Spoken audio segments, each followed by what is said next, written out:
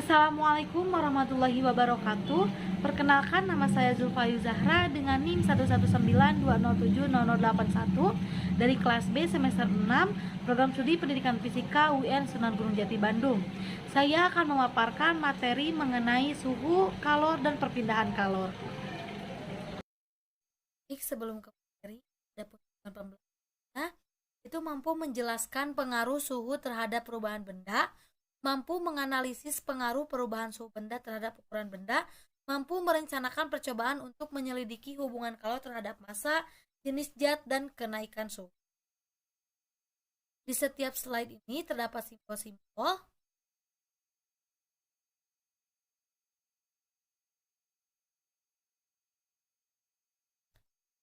Selanjutnya, yaitu peta konsep suhu dan kalor.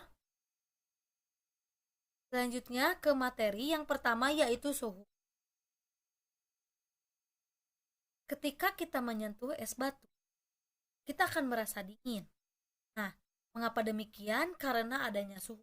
Suhu dapat dirasakan oleh tangan melalui saraf yang ada pada kulit dan diteruskan ke otak sehingga dapat menyatakan panas atau dingin. Alat yang dapat mengukur suhu suatu benda disebut termometer. Ini merupakan video singkat termometer mengukur suhu panas dan suhu dingin. Pada suhu terdapat skala Celcius, Reaumur, Fahrenheit, dan Kelvin. Dan termometer ini memiliki jenis-jenis, yaitu ada gas ideal, hambatan platina, paramagnetik, bimetalik, pirometer optik, dan raksa dalam pipa.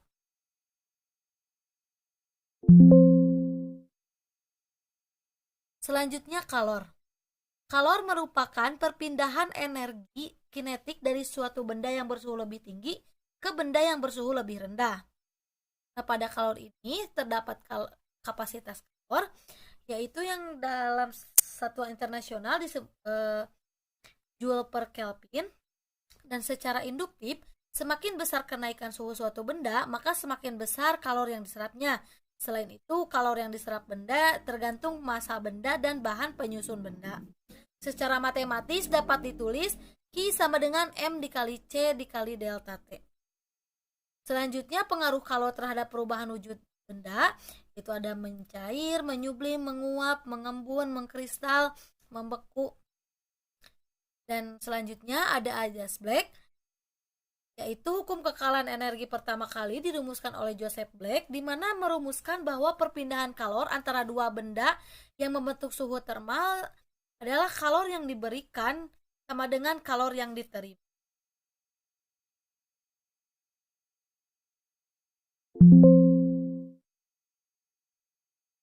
Selanjutnya perpindahan kalor. Perpindahan kalor terdiri atas radiasi, konveksi, konduksi. Radiasi perpindahan kalor yang tidak memerlukan zat perantara, konveksi perpindahan kalor yang disertai dengan perpindahan partikel zat, dan konduksi perpindahan kalor melalui suatu zat tanpa disertai dengan perpindahan partikel-partikelnya. Ini merupakan contoh aplikasi perpindahan kalor radiasi, di mana sinar matahari langsung tanpa perantara ke pakaian yang sedang dijemur.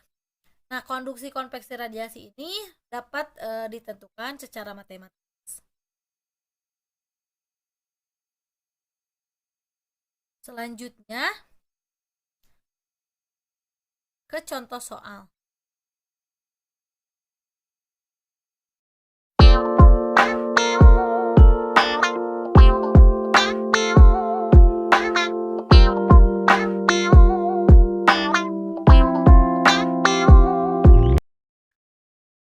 Baik, setelah ke contoh soal, mari kita ke kuis. Nah, kuis ini terdapat link Google Form, bisa di